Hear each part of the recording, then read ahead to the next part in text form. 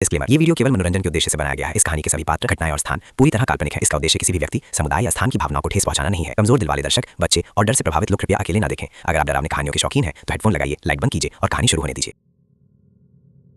गली का आखिरी मकान। कोलकाता के उत्तरी इलाके की एक पतली गली। गली इतनी पतली थी कि दो लोग साथ साथ चलते तो थोड़ा सुडौल होना पड़ता था। और उस गली के बिल्कुल आखिर में एक 3 मंजिला मकान बहुत सुंदर दिखता था, पुराने कोलकाता की शैली में, लेकिन खिड़कियों दरवाजों पर धूल की परत और सामने के दरवाजे पर ताला बंधा था। आसपास के घरों के लोग कोई भी उस मकान के सामने नहीं जाते थे। शाम 5 बजे के बाद गली की बत्ती नहीं जलती थी।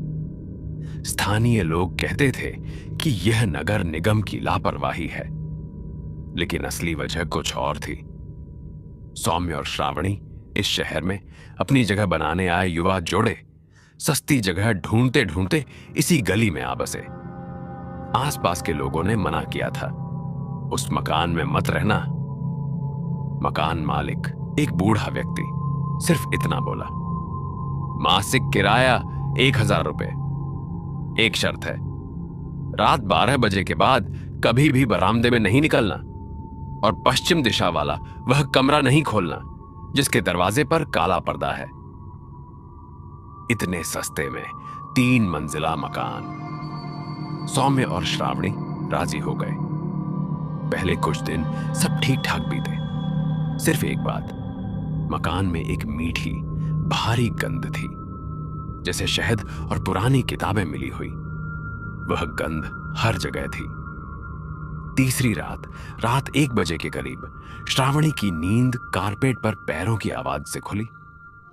टिक टिक टिक, धीमी, अविश्वसनीय रूप से धीमी पैरों की आवाज, जैसे कोई नंगे पैर चल रहा हो बरामदे से।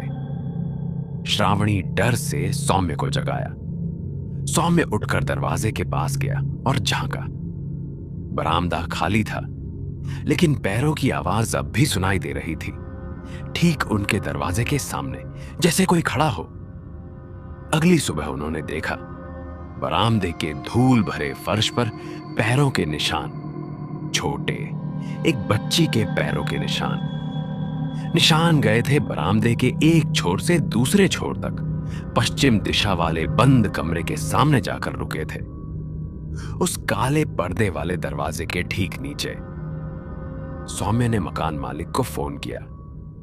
फोन पर मकान मालिक की आवाज सुनकर लगा कि वह डर से कांप रहे हैं। वह दरवाजा नहीं खोलना कहा था ना, और रात में अगर आवाज सुनाई दे, ध्यान नहीं देना, वो बस घूमती रहती है। कौन घूमती रहती है? सौम्य के पूछते ही लाइन कट गई। जवाब न पाकर सौम्य स्थानीय पुस्तकालय में पुराने अखबार ढूंढने गया। कई घंटे ढूंढने के बाद आखिरकार उसे 1952 का एक पुराना समाचार मिला।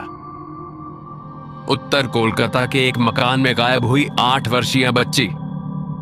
समाचार के अनुसार एक जमींदार परिवार की 8 साल की बच्ची अनन्या रहस्यमय तरीके से गायब हो गई।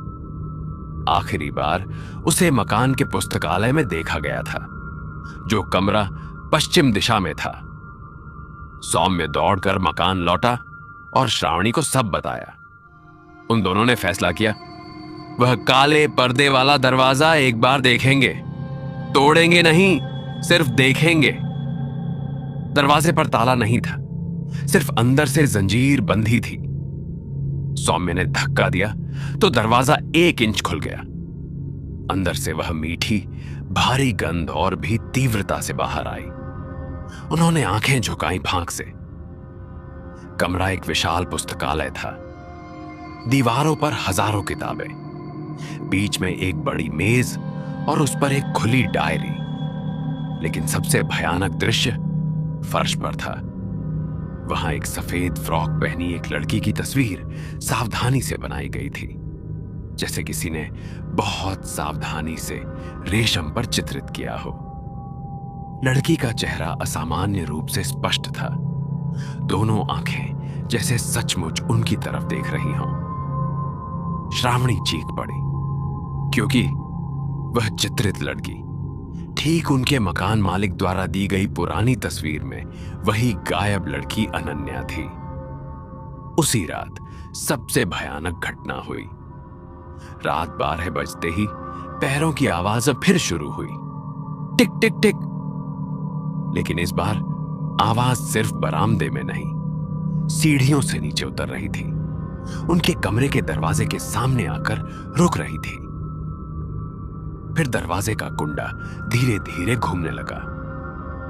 सौम्य ने दरवाजे को दबा कर रखा, लेकिन दरवाजे के नीचे के फांक से एक सफेद सा कुछ अंदर आया। एक सफेद फ्रॉक का कोरा और साथ में एक लड़की की आवाज, बहुत करीब से, जैसे कान के पास से ही कहा जा रहा हो। मेरी किताब मिल गई? श्रावणी चिल्लाई। कौन सी किताब? हमने कुछ नहीं लिया। लड़की की आवाज फिर आई, इस बार कुछ दुख भरी। मेरी डायरी, उस मेज पर, उसमें मेरी आखिरी कविता अधूरी लिखी रह गई है, पूरी नहीं कर पाई। सौम्य ने हिम्मत करके कहा, तुम अनन्या हो, 1952 में गायब हुई लड़की? सन्नाटा। फिर दरवाजे के नीचे से एक सफेद छोटा हाथ उभरा, एक पुरानी चाबी थमा दी। आवाज बोली, लाइब्रेरी की आखिरी अलमारी का निचला दरवाजा खोलो, वहां समाप्ति है। अगली सुबह डर से कांपते हुए उन्होंने उस चाबी से लाइब्रेरी की आखिरी अलमारी का निचला दरवाजा खोला। वहां एक छोटा महीन धूल भरा खाम पड़ा था। खाम के ऊपर लिखा था, जो पाएगा वह पढ़ेगा। अंदर एक कविता थी, पूरी लिखी हुई। आखिरी पंक्ति थी, मैं किताब के पन्नों में फंसी हूं, इस घर की सीमा में बंधी हूं। क्या कोई मुझे मुक्ति देगा, मेरी कहानी पूरी करेगा? उस दिन शाम को उन दोनों ने मिलकर वह कविता जोर जोर से पढ़ी। मकान के बीच में खड़े होकर उन्होंने प्रतिज्ञा की, अनन्या की कहानी वे लिखकर रखेंगे ताकि दुनिया जान सके। रात 12 बजे के बाद फिर कभी पैरों की आवाज नहीं सुनाई दी। सिर्फ वह मीठी पुरानी किताबों की गंध धीरे धीरे मिल गई। अगले महीने वे मकान छोड़कर जाने के दिन मकान मालिक आकर बोला, तुमने पूरी कर दी? अनन्या को आखिरकार शांति मिल गई? तब उन्हें समझ आया, मकान मालिक वास्तव में अनन्या का छोटा भाई था, जो अपनी बहन की प्रतीक्षा में पूरी जिंदगी इस मकान को संभाले रखा था। मकान छोड़ते समय श्रावणी ने पीछे मुड़कर देखा। पश्चिम दिशा वाले कमरे का काला पर्दा हटाकर खिड़की के पास एक छोटी लड़की खड़ी थी। मुस्कुराते हुए उन्हें हाथ हिलाकर विदा कह रही थी। फिर लड़की धुएं में मिल गई। आखिरी लाइन, कुछ आत्माएं मौत नहीं चाहती, कुछ आत्माएं चाहती हैं बस उनकी कहानी पूरी हो जाए।